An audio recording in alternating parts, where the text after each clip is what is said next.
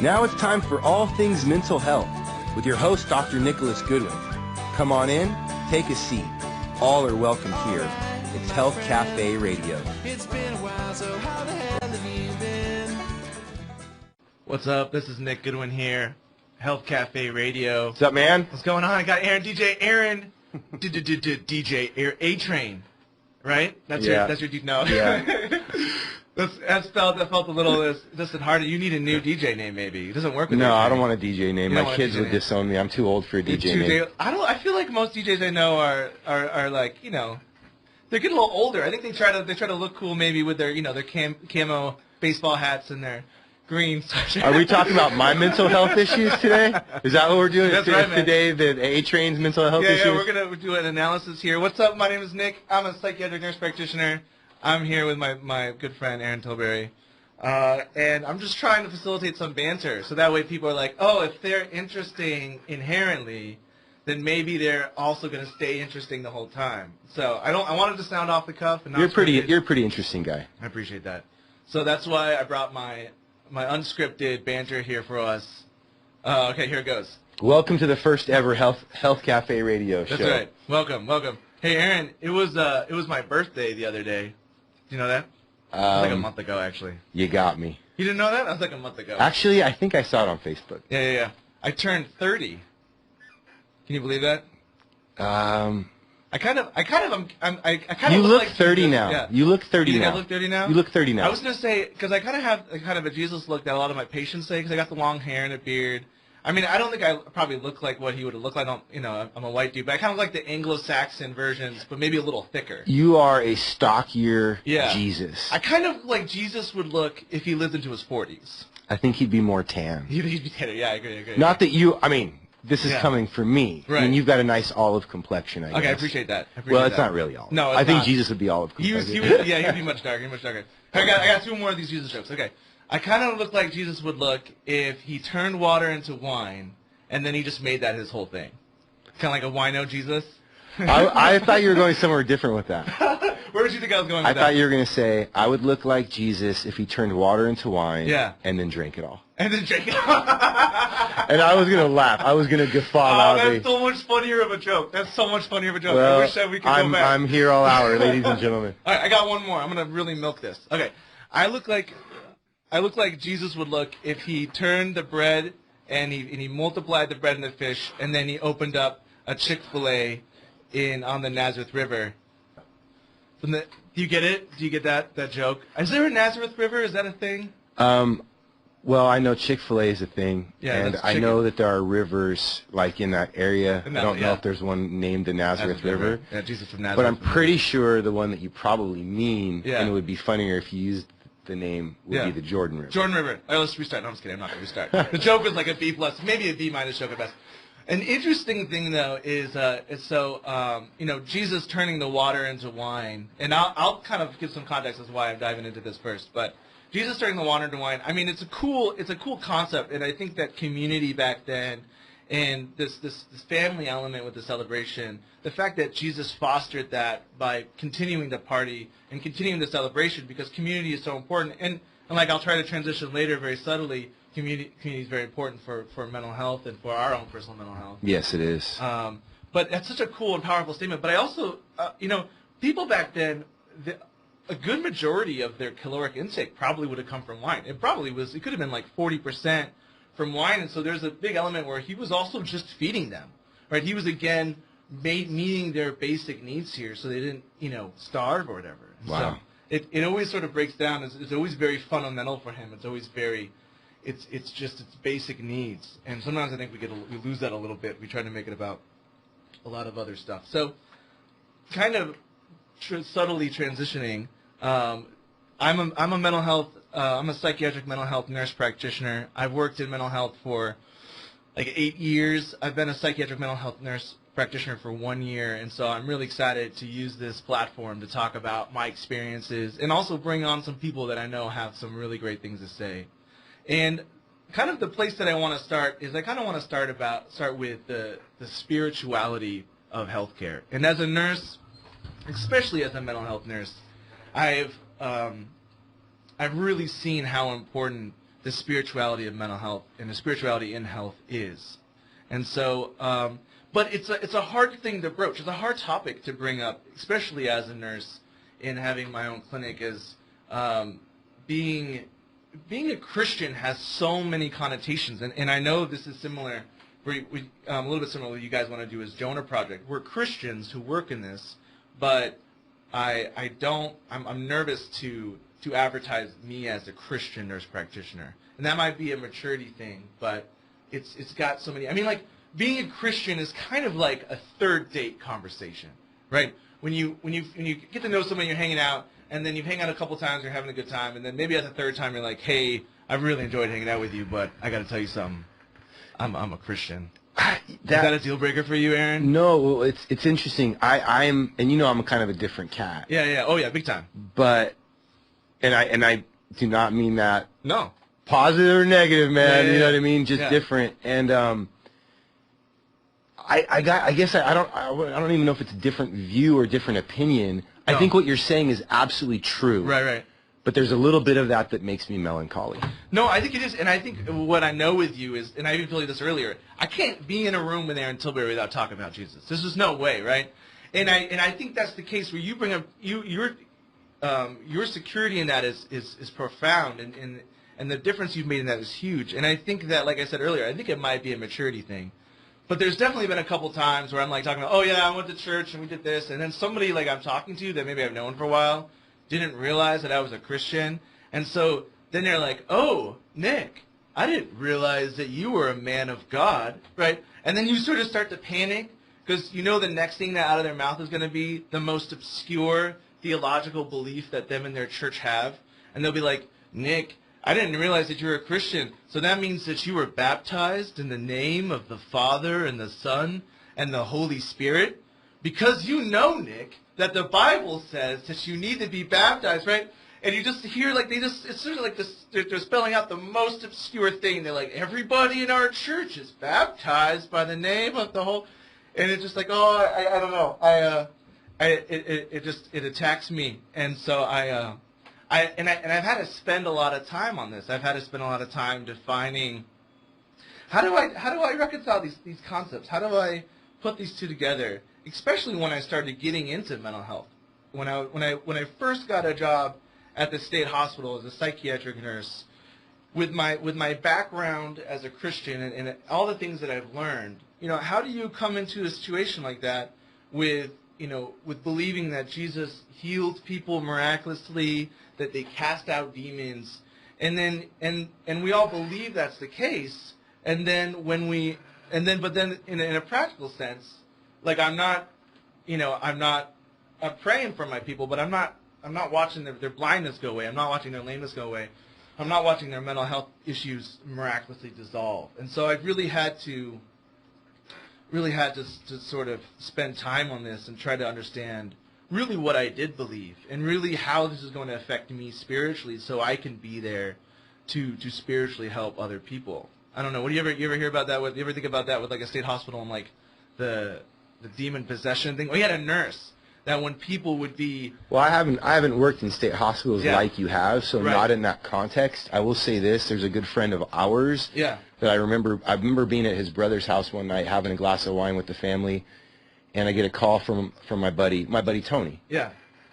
And I'm over at his brother's house having a glass of wine. It's some weeknight. This is years ago. Mm-hmm. Anyway, I get a call and he's freaked out. Yeah. And I'm like, what's going on? And he relates to me that there was a patient that just started like violently struggling, that they had to contain. There's a number of them. And he's like, dude, this guy was astronomically strong. It was the craziest thing ever. Yeah. And it took a bunch of us to take him down. I mean, that can be somewhat normal, right? Yeah. He said, but then all of a sudden all the lights went out. He's like, the power went out for a second before the generators kicked on or something. And so it was pitch black for a second. Mm-hmm. And he said he felt something massively terrible in the room, and that this guy started like speaking in kind of like a different voice, like telling them like, get off me, like I'm gonna like kill you and stuff. And then the lights came back on, like whatever, and they were able to like whatever. But that was really real for him. That was a very spiritual moment. That was clearly, like, that was on the radar. Was just like, yeah. Was like. So I've heard of, and I guess that's as close as I've experienced anything like that to state hospital, because I don't do what you do for a living. Right.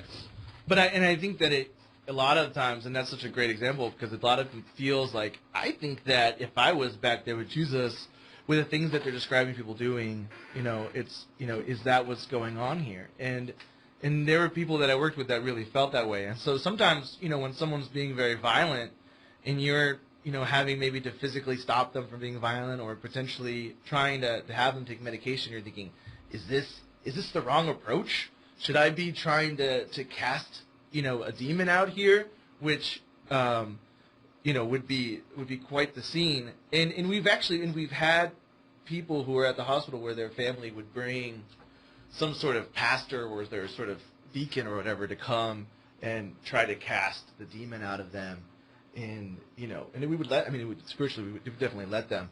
It didn't seem to work very well. The person would still struggle with the same issues they'd had, and so I don't know if the question the legitimacy of that deacon, or if the situation was misunderstood, or that it's just complicated. Yeah, well, and if we're getting into the and again, away from the state hospital thing, because I don't have experience there. If we're talking just about spirituality, demonic possession, and that type of thing, totally enough for a whole other show, right? I got a whole slew of opinions on that. Yeah. But it is really unfortunate. Again, I guess all I can say is our typical approach to those situations makes me a little melancholy. Yeah, definitely. And there would have been no way for me to have done it in that moment without being very self-righteous. And so I don't have any definite answers, but I have some theories on mental health, and I feel like I understand more. And so hopefully we can even spend an episode on that. That's fine. But I think the other big thing, and I think the more important question, especially when you're talking about how am I somebody who tries to treat people, and how do I do this with this mindset, knowing that Jesus miraculously healed people, and I really known people that were sick in some way, and they absolutely longed for a miraculous healing. And it was almost emotionally harmful for them because they didn't understand. Why isn't it that I'm worthy to get miraculously healed? Why do I have to live, or why do I live in whatever's going on? And I've called out to Jesus and I've been prayed for. What is it that's still happening here? And I think that's such a difficult question. So I want to spend some time on it, and sort of trying to understand that, sort of maybe giving a little bit of my opinions on that as well, but also understanding that spirituality can have such an impact on someone's ability to heal. And I'm very inspired by this topic because I teach nursing, and a neonatologist came named Eric Strandness, and he came and he guest spoke at my class, and he's a neonatologist, and so he talked a lot about loss and people who've experienced some of the worst kind of loss, which is when they lose a baby. And he talked about the different times that different religious beliefs have been protective, where the people have felt at peace with it, where they felt like that wasn't the last time they were going to be able to see their baby, and that it seemed to help them transition and be grateful for what they've experienced. But on the other scope, where they've seen people really, really struggle because of their religion, where they say, no, we're not, we understand that the baby's very sick, but we really believe a miracle is going to happen, so we don't want anything to happen. And it just really makes it complicated. It makes it complicated for their grieving, where they felt like they were done a disservice. It's really complicated for the staff there, because they are uncomfortable with the fact that this person's suffering when they feel like there isn't a good prognosis, and then of course for the patient who is suffering. So I'm really inspired by that. I think at Dr. Strandis, I asked him if he'd come on my show once I get started. He said yes, and so hopefully he'll come and he'll talk to us a little bit more about what that spirituality means for him.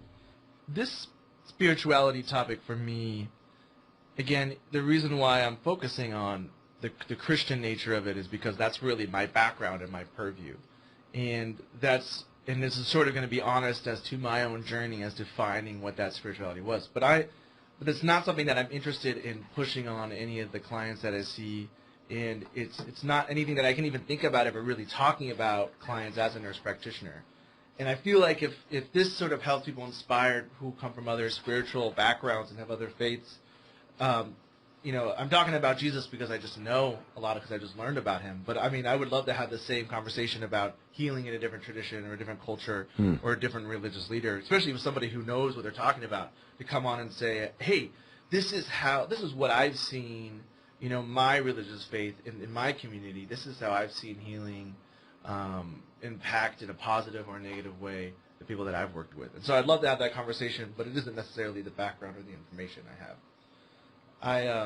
I remember one time when I was trying to be a nurse, I was learning how to be a nurse. I got to round with the chaplain at Sacred Heart, and he was a Christian, and we ended up having pretty similar backgrounds. And he said, when I go into a room where a Muslim family or any other type of religion family is grieving, I go in there and just believe that my presence is important, right?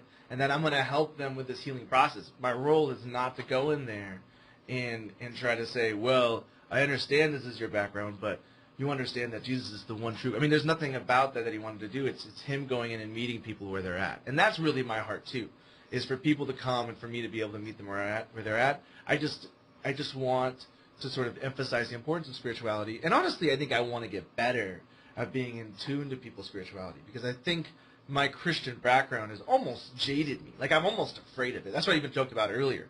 Like, I don't like to talk about it. I get really nervous about it. I don't want people to think this or that, or I don't want people to feel, oppressed or anything. What are you thinking? Yeah. Yeah, no. Well, I'm always chewing on something. Yeah. Fear is humanity's biggest motivator. Definitely. Outside of, I think, that being redeemed. Yeah. And so I think that when, for me, it's like when it doesn't matter. It could be my son a couple years ago saying, I'm not sure if I want to play baseball my junior year. Okay. Okay, don't play baseball. Right. Or play baseball, just don't make the decision based on fear. Yeah. And I'm okay with whatever you do. And so I think for me, that's the big thing is, I say this often, and I don't mean to be tongue-in-cheek about it, but I say, we Jesus followers, if we really believe in eternal life and we really believe in Jesus, should be the least fearful people on the planet. Sure. On some level. And so for me, I think what you're touching on is something that we all deal with, which is that battle between ultimately how maybe even the world would condition us to behave or what our fears are and our higher selves. Yeah. Definitely. That's I'm glad you said that. That's I'm not alone in that, but no, I think it's just different. It just looks different with everybody. Yeah. Yeah. And it's especially when I was hearing from Dr. Strand, this is like, man, this and for him, he was a neonatologist and he had to stop for like 8 years.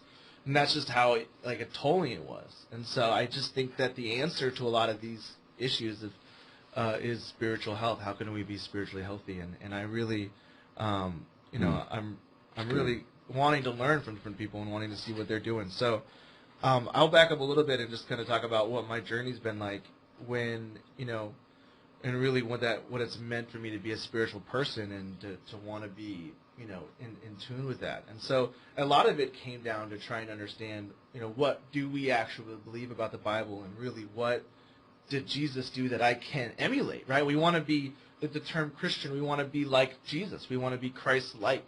And I think there's so many examples of it where we as sort of a group of people haven't been successful. So how can I be successful at doing what Jesus did? Because a lot of what we do is not something Jesus did. He didn't go and say, here's the bread and the fish. Now I want you to sit for my hour-and-a-half sermon, or, I'm really wanting to help you out, but in order to do so, I need you to acknowledge that, he was he just met people's needs, and he did challenge a lot of people, but usually he was challenging the self-righteous. A lot of times the broken, he would go up to the broken and he would just give them.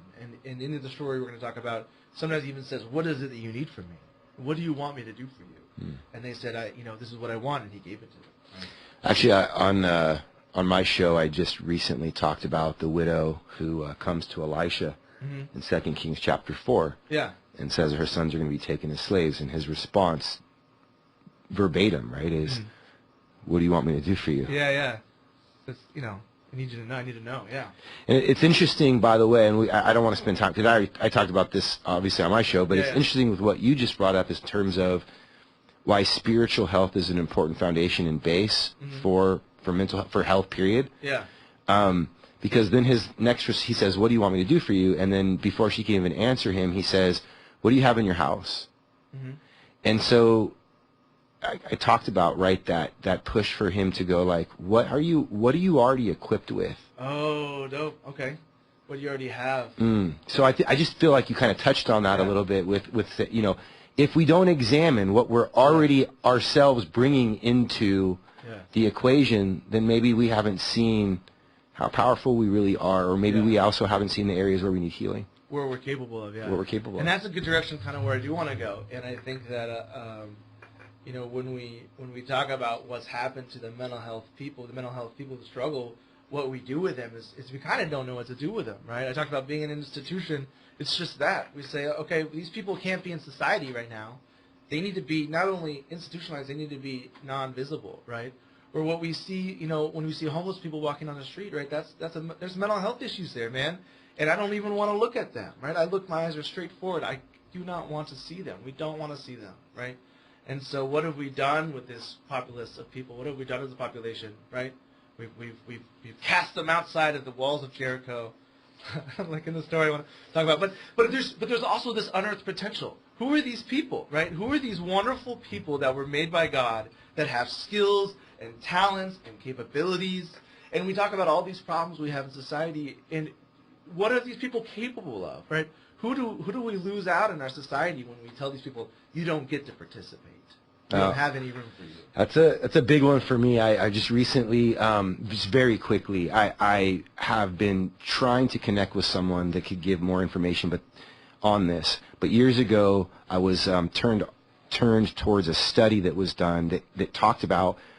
So this is not theologically or spiritually related. This is for all of you business people out there. We're Money Talk Radio, right? And there's business people listening to this. Definitely. This is for people where economics is really the big driver for them. Yeah. And it was a study on how much money the average person contributed to the civic income. Like you working your job from the age of 18 till 65 when you retire. And the figure was something like $1.4 million or something that the average person contributes to the economy by working over the course of their lifetime. And I'm like, man, so why can't I get some more business people to care about all the trafficking victims out there? Because every single one of them we return to and restore to their families and to society is a bunch of money that they're going to contribute to your local economy. So, I mean, that is not my prime motivator, but for those people that, I mean, there's a lot of reasons why restoration and reconciliation, to your point, is good for all. For everyone, right, absolutely. And so, that's good. I'm glad you brought that up, too, because I remember the one thing I remember being inspired by this is because, and this comes from a big part of me saying, how do I, like, for me, the magical component of a healing is cool, but I struggle with relating with it. I was like, what is that? I haven't seen it happen. I've certainly tried, right? I was like, you know what? I think I can do this. And I prayed for something and it didn't work out for me. So I've certainly tried the magical component. I mean, you and I have been in church together and have people lay hands on me and pray for my eye how many times? Right. It's gotten worse. I mean, it's such a hard truth, because if you go around and you ask any Christian, you say, do you believe that Jesus miraculously healed people? They'll say yes. So do you believe that is possible now? They'll say yes, but I don't know if they can come up with an example of when it's a couple people will. And I think there's some sects, like the cessationists, that don't believe that the Holy Spirit still moves through, that was a temporal and a time. There might be some people that would argue with that, but generally speaking, dude, you are totally right. Generally speaking, we hear about the potential of miracle every day. So I've kind of been discouraged by that, but when I was reading and trying to study on this, and after I say this, we'll go to break, because this will be a good, hopefully get people interested and stick around, is when Jesus healed somebody, sure, he physically healed them, but they were outcasted when they were sick. And so when he healed them, he did it publicly, and he declared his authority, and when they healed, they were integrated back in society, and that's what it's about. And so we'll go ahead and go to break, and we'll come back, we'll talk more about that. Hey Spokane, this is Nicole with A Time to Dance. Do you love dance? Or maybe you've dreamed about exploring the art of movement. Come visit us at A Time to Dance in the Garland District at the corner of Garland and Post. Explore the freedom that dance can bring. We offer high-end education, experienced instructors. Visit us on Facebook at A Time to Dance or call 509-995-5207. Now for details. That's 995-5207. Come join us on the dance floor. Hi, everyone. This is Dr. Steve Crosby here at Stephanos Ministries. If you stepped away from church or Christian life or faith in general, we at Stephanos Ministries have materials that could be helpful to you in navigating your questions about prayer, worship, church, scripture, but most importantly, your relationship with Jesus and with one another and the world. We have stevecrosby.org is the blog. Brothers in a Basement is our podcast with my friend Brian Wiebold, and stephencrosby.soarlms.com, stephencrosby.soarlms.com. stephencrosby.soarlms.com. Video and audio resources there for you, and some of them are free. So if you're facing challenges in Christian life, just like the rest of us, don't walk away from Jesus. Walk toward your Father. And thanks for listening.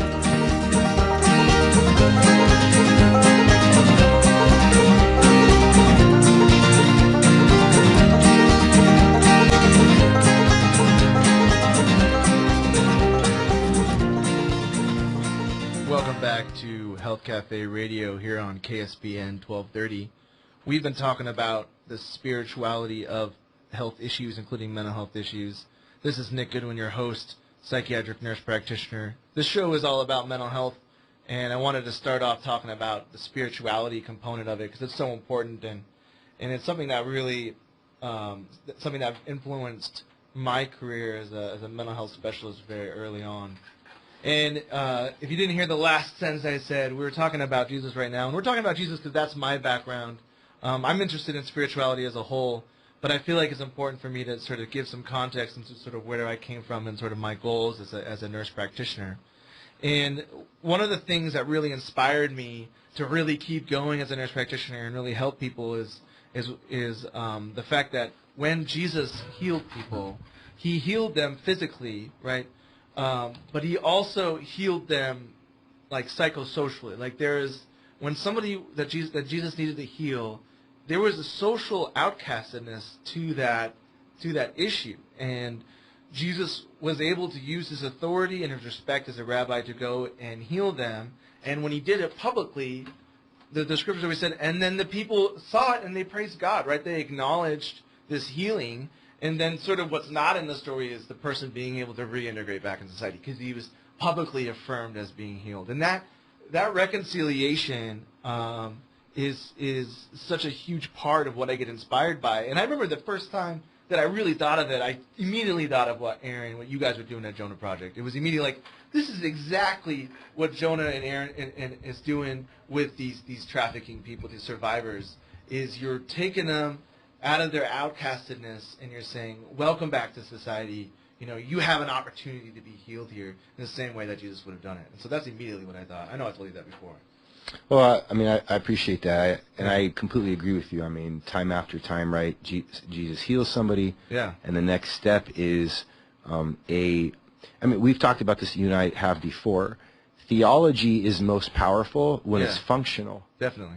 Right? Like, and that goes for science, too. Like, the theory of relativity is powerful because it's functional. It describes something that's functional. Yeah. What Jesus brought about was a whole new way of doing things, and the way that he healed people was reconciliation. Definitely. And so I could not agree with you more, bro. Yeah, man, and that's really gets me inspired. Like, it's like you said, it's something that I can feel like I can emulate. Like, it's not something I feel like I can do overnight, but it's like it's a goal where I can say I feel like I can help people in this way. Like, I feel like I can give them relief, but I feel like that relief is to help them be the person they are meant to be and live in a society and be with the people that they want to be. And so I want to talk about a story that I get really inspired by. And this is not a conversion story. This is not a story that ends, with me doing the sinner's prayer and saying, and if you were touched by this story, if you repeat after me, your soul will be saved. That's not what this point is. The point of this story is for me to sort of illustrate this process that I went through. And I think it's a great example of Jesus connecting somebody who's been cast out of society. And so this story begins with Jesus going to Jerusalem, and he does so via Jericho. And the fact that Jesus isn't stopping in Jericho, he emphasizes it twice. He says it twice in the scripture, so that means he probably had to say it a lot. He's like, no, guys, I'm not stopping here. I'm going to Jerusalem. And when the beginning of the story starts with a blind man who is presumably outside of the city walls of Jericho. He's before Jericho happened. And a group of people walks by. And such a big group of people that this blind man is surprised by the absolute size of this group, to the point where he probably feels all of these people walking by. And so he's interested. He's saying, what's going on? What's with the big crowd? And Jesus traveled with a group of people. We know that. But this crowd is probably mostly people who live from Jericho. And there's a Middle Eastern or an antiquity a Jewish custom where they would, based off of the reputation of their visitor, it would be how far these people are willing to travel outside of town to intercept their visitor. And when they intercept them, and then they escort them back into town. And I'm getting a lot of this sort of background from an author I really like named Kenneth Bailey, who is an American author, but he lived in the Middle East for a long time, and so he was able to study that culture, which probably is pretty similar to what the culture would have been back then. And he talks about a time where he was living in the Middle East, and the president, Gamal Abdel Nasser, I don't know if I said that right or not, but he was coming into town, and the townspeople of over 1,000 walked 10 miles to intercept him, and they made him and his group of people turn off all of their cars. So they tied ropes to their bumpers of their cars, and they pulled their cars the rest of the 10 miles into the city. So this is a very common custom. And so they would have been escorting Jesus in. Likely they would have had the finest, like, Airbnb they possibly could have gotten, right? And they would have had a banquet set up for them because they probably were ready to talk to Jesus about the really important issues, the issues like the Romans and the thumb that the Romans have on the Jews, or how annoying the tax collectors are, and how they're really pitiful, and they're and they're just robbing us. Things that Jesus clearly really cared about, which is probably why he kept on saying, no, I got to go through. I got to go to Jerusalem. I'm not stopping here tonight. That's not what my focus is. So he's walking. He's being escorted as a person of honor to Jericho. And the blind man asks, who is that? And one of the passerbyers says, that's Jesus of Nazareth. So the blind man, in his opportunistic moment, starts screaming as loud as he can, Son of David, have mercy on me. And he's screaming it, right? To the point where the people by him are like, shh, shh, shh, right? They're trying to get him to like, look, man, like Jesus is coming to talk about the Romans and the Pharisees. Don't be like, shh, like don't be saying it, like don't be embarrassing us. And actually, not in the Luke chapter what I'm talking about, but another time where it's probably the same situation, they call him son of filth. And they're probably telling him to shut his mouth, shut your mouth, son of filth, shut up, right? So Jesus, he sees this happen, and so he takes notice of it. And to kind of break down what this means, son of David, have mercy on me, because the word mercy to us has, there's a lot of meanings. It doesn't really mean one thing. But most of the would be like, if you did something wrong, I'm going to have mercy on you and not hurt you, or I'm going to give you some food, right? So we really interpret this as, okay, Jesus is going to pity this man enough that he'd be like, you know what? I don't want to be blind, so I'm not going to let you be blind. But that's not really what it meant. What this word would have meant when you see it in the Bible, it really means to honor a promise or an obligation. So the blind man was telling Jesus, please honor your obligation. What obligation would have Jesus had? Well, Jesus was the son of David, right? There's that cultural obligation, that promise that the son of David was going to come and he was going to rescue his people. And he appealed to Jesus on this, and so Jesus, he just sort of said, all right, and he waved him over. Which is another great, beautiful, ironic thing that whatever the author did, or maybe Jesus did this to wave over a blind man. He's not waving over the blind man. He's waving over the people who called him the son of filth, right? He's saying, you guys over there who just trashed on my homie, why don't you guys escort him to me, right? And there's two times in the story where I think he plays on this escort thing. You're going to escort me because I'm a great honor, but yet you throw this person out of your town. I want you to escort him to me now, right? And so they escort him, this blind man, to Jesus. And I want to back up a little bit here because I think this is very interesting. Because back then they didn't have really a pathophysiological understanding of what diseases were, right? They didn't understand what went into what would cause blindness. And really their understanding of physical and spiritual and psychological disorders would have really been blurred together. And they probably would have referred to things differently, like diseases and sickness would have really been two different things. When people were diseased, it would have become a physical ailment more specifically. Probably a lot of people were diseased. I don't really think it was people like, oh, you have illness, get out of here, you have illness, because really this was a young group of people. These were people whose life expectancy was probably like 20 years old. If they happened to live past toddlerhood, they maybe their life expectancy was 30. That outlier just because a lot of young kiddos died. So it's really a dark place, a lot of sickness, a lot of poverty. And so disease probably would have been common. But the idea of illness, which would have blurred physical illness with psychological, with spiritual illness, is something that they would have cast people out on. So blindness could have been the fact that he couldn't physically see. It could have also been mixed with the fact that he failed to understand something that was expected of him to understand, right? He was blind to an idea or a concept that would have been socially normal, and so therefore he was cast out. I think either way, the reason he was cast out was likely a different issue than just the physicality of it. He probably existed as well. Maybe he was blind plus. But what happened with the real functional issue is here is he was not able, right, to participate in his society. He was unable to live with his family. He couldn't have a job. He didn't have a resume or a skill set. He was just kicked out of town because of his illness. Because you were blind. Either you're physically blind, we have no use for you, or you don't understand the way that needs to be understood, so we just don't have any purpose for you in this society. And so when he's brought to Jesus as an outcast. And Jesus says something, he says something that's very interesting. We talked about this earlier. He says, what is it that you want me to do for you? Which is such a fantastic, it's such a great question. And it's a question that I like to ask my patients to some capacity, even if I know, like, I make this joke all the time. I usually know exactly what someone needs to do to feel better. But even if I tell them to, they're not going to do it. It really can't be me saying, look, listen to me. If you do this and you do this and you do this, you're going to feel better. And so, right, people sometimes will follow that, but usually they follow their own motivation. And if I can get it to come out of them, if I can find out what's something that's really important to you, a lot of times I'm going to be so much more successful in breaking through them. And so he did something where he asked them, what's important to you? You come up to me. I have a promise that I want to fulfill to you. I am obligated to you as the son of David. Tell me as a blind person, what do you want? And the man said something to the tune of, I want to have sight, I want to see.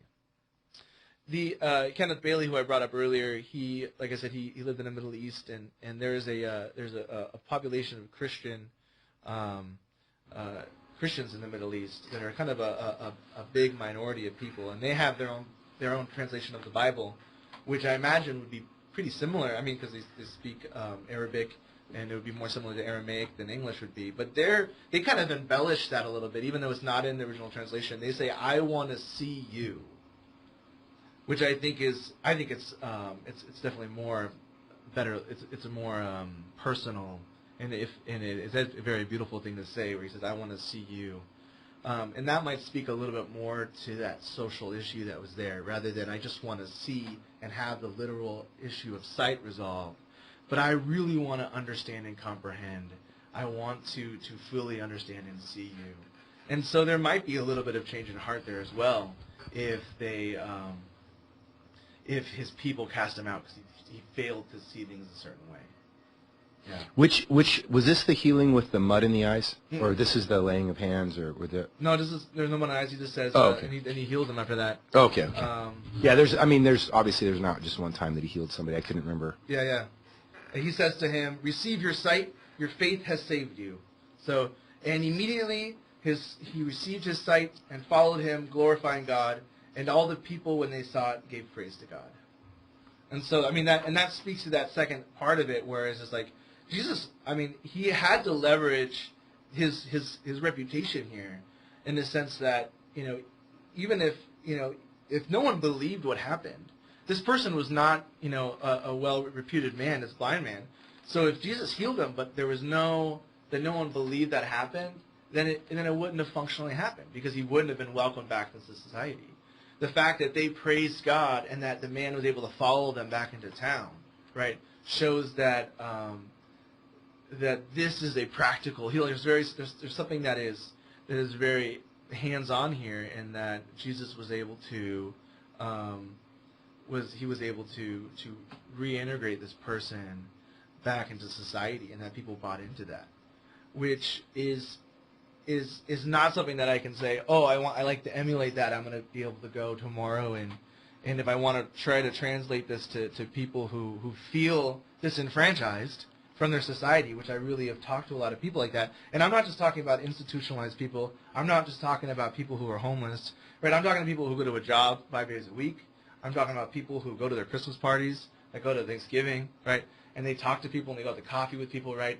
But they don't feel, right? There's a wall in front of them all of the time, and they don't feel like they can reach out, right? They feel like, in a practical level, they feel like they're on the outskirts of Jericho, that they're not able to breach that wall. Any issue we're dealing with spiritually or mentally, I mean, emotionally, any issue we're dealing with, when we're isolated or disconnected, it's worse. Yeah, absolutely. And that isolation is real, and it feeds itself, right? It just makes the mental health worse, which makes the isolation worse, which makes the mental health worse, and makes the isolation worse.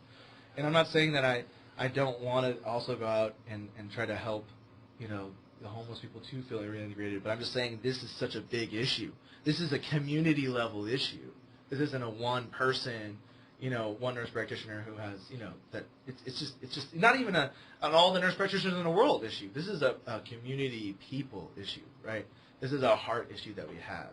And I think that, Jesus was so incredible, and he was able to build this reputation where people believed him in a second, right? He went up to somebody who had spent a lifetime being disenfranchised, and he said, no, this person can be in society right now. And they integrated him right now, right?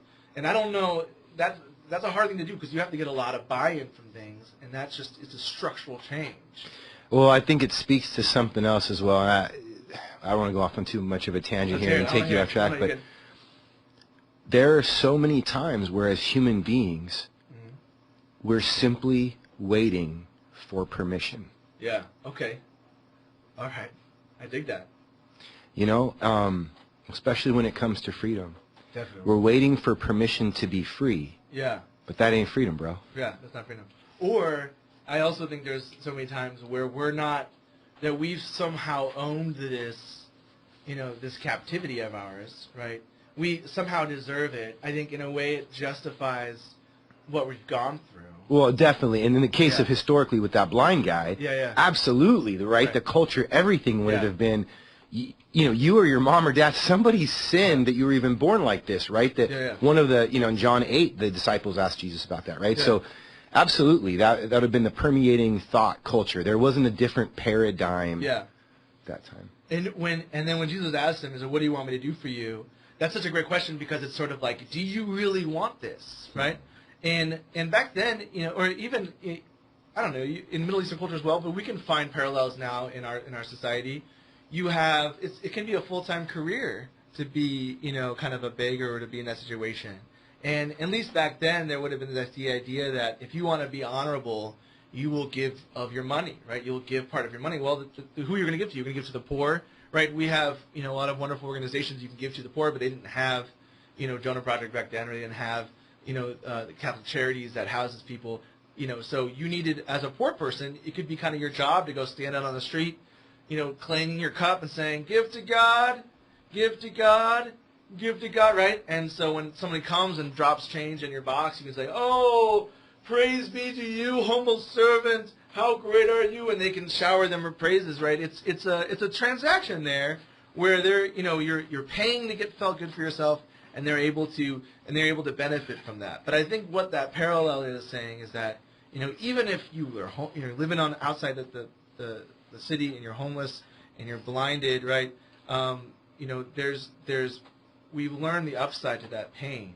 And Jesus is saying, and we sometimes, and we live in our pain, we do, and Jesus is asking us, are you ready to be free from your pain? Because that doesn't mean it's easy for you, man. Because you spend your whole life out here doesn't mean you're all of a sudden going to go be a carpenter, right? You're not going to go walk into, a business store and be able to run the business, right? You're kind of starting at ground zero here. That's a lot of work, right? And you may not have a great life, but you kind of got it set up here. Are you ready to break down this wall and step forward, right? I got this whole community here bought in. They're going to help you out if you're into it.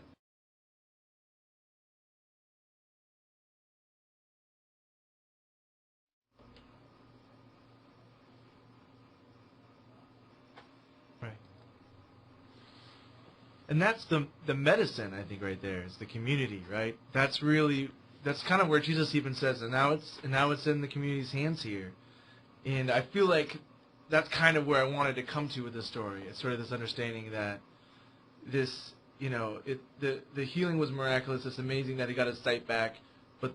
But what happened here with the real healing is saying, I know that this community can take care of this person. I know this person can function. And so it's that connectedness that is really what I see most people doing well in, right? It's when they feel isolated.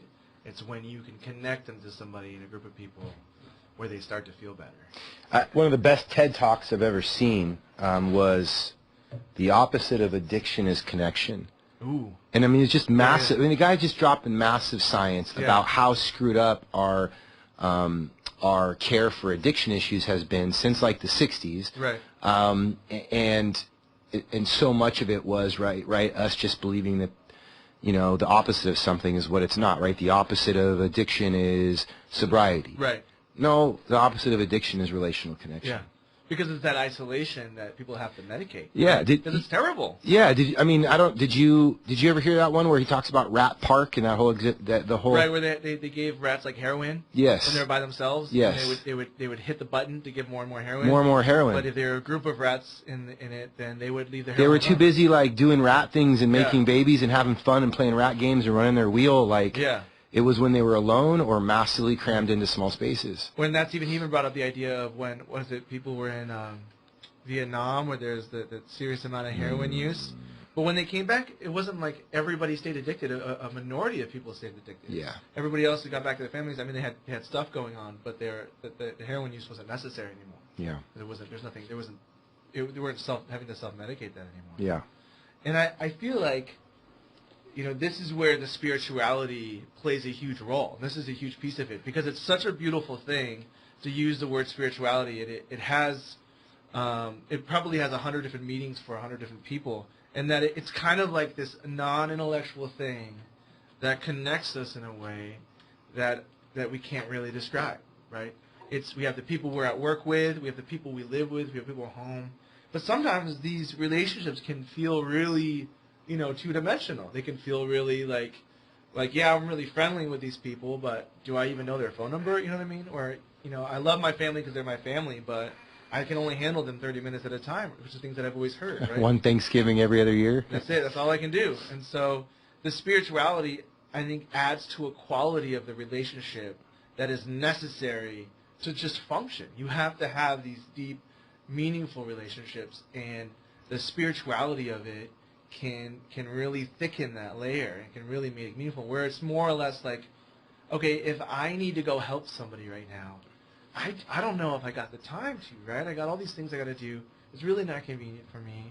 But if it's not only about me and what I can do for myself, if it becomes about this bigger, better thing, whatever that bigger, better thing is, then I can not only can I find the time to go help people, but I can be fulfilled by that action, right? I can be fulfilled by reaching out. I can be fulfilled by saving somebody, or even giving money, or just feeding somebody, or just smiling at somebody and just saying, "Hey, man, what's going on?" Right? That time is in my day when not only is it beyond me, but it's actually a fulfilling action to do. And I think that is tapped into when you can tap into sort of that spirituality of being a person. And so this is something that I'm learning even as I'm going through it. It's something that I think that I'm not super in tune to, and that I really want to be, because when I talk to people who are hurting, I see that longingness, and it's not even a selfish thing. When you have that much pain, how else do you look at other things? How else can you look beyond yourself when you're hurting that bad? And I think that sometimes you just sort of, not this simply, but you can lift someone's head up and just say, "Hey, man, I don't know if the pain's going to go away. I don't know if you might still be blind after we're done talking about this. This may not go away, but the other things in life, the other connectedness there can put you in a position where it's maybe much smaller on your radar. It doesn't consume you all the way, right? My job as a nurse practitioner is to try to improve people's quality of life. And when they have severe symptoms, I want to treat those symptoms. When they have a disease, I want to give them the medicine for that disease. But there's so much more there. and I really want to find out what that is. The second half of the story is when Jesus goes to Zacchaeus. I think that's another story for another day, maybe a part twoer. But Zacchaeus, I think, is something very similar. If you heard of Zacchaeus and the wee little man in the tree, right? Tax collector. He doesn't have a disease, but he gets reconciled back to his community. It's a lot like a healing. As a matter of fact, I could argue it's exactly like a healing. But the cool thing about Zacchaeus is that he had all this potential that was being ignored. He was a wealthy man who was willing to give, half of everything he owned, right? He either was willing to give it, or if you look at the text of the scripture, he actually was giving it. Either way, there was all of this potential here that because of, no, you're just a tax collector. We don't want you in our society. No, we don't even want to hear it. You're just a thief, and if you get in our crowd, we're going to stab you. That's why you have to claim a tree. But Jesus unearthed this potential of somebody's like, you want me to talk about the important issues, and this person's willing to give half of their riches to you, but you won't even listen to them? Like, how am I going to help you if you don't even help yourself? So we're going to get into that next time. It's one of my favorite ones. There's and when we get into Zacchaeus next time, then it's one of those stories that I think can sometimes just be glossed over as trite and quaint. Yeah. Oh, it's a wee little man in a tree. That story, so amusing, and they sing songs about it in Sunday school and stuff like that. There is something that happens, and I'll just give you a little teaser, as well as the listeners. There's something that happens in the story of Zacchaeus between Jesus and Zacchaeus. Okay. There's something that Jesus says. There's the deepest I'll go. There's something that there's a comment Jesus made. Something Jesus-y. There's something that Jesus does, says, whatever. That's my hint. Oh man, that's that he does not do, or say, or act. There's something unique. About Jesus' response to Zacchaeus. How about that? So cryptic. It's something so unique about the response that happens no place else in the entire New Testament. Interesting. I'm excited to hear that. I haven't heard that before. And I really wish more preachers would actually hit this, because they talk about this a lot, and I've never, one time in my life, actually heard another preacher make note of this. Is it a unique. Come across yourself, or is it something that you've read from somebody? No, it's something that I've come across myself, and I've talked about it with people. It's not written down anywhere that I know of. I don't think anybody's ever done a commentary on it. Maybe I should. Maybe it's time. But dude, it's really unique and it's really cool. So. That sounds cool. There's our teaser. Yeah, there's our teaser, man. Well, that will be our next episode, man. We'll talk about the keys the whole time, dude. That sounds lit. That sounds very cool. Yeah. So I mean that's the end of my stuff. This show is about mental health. I have a lot of things I want to talk about with mental health. I think starting at spirituality felt right, and I think that is an important place to go, and I think that we have a lot of directions here. So I hope to have a couple guests to come on and talk. Hopefully Dr. Strandis will come on to talk, and ask some other people too, and they can shed light on their expertise and what they know. But we'll bring up lots of different topics, and I'm excited. So I hope you learned something. I'm excited to talk to you guys next time. But until then, this is Nicholas Goodwin on the Health Café Radio. I'll see you in a little bit.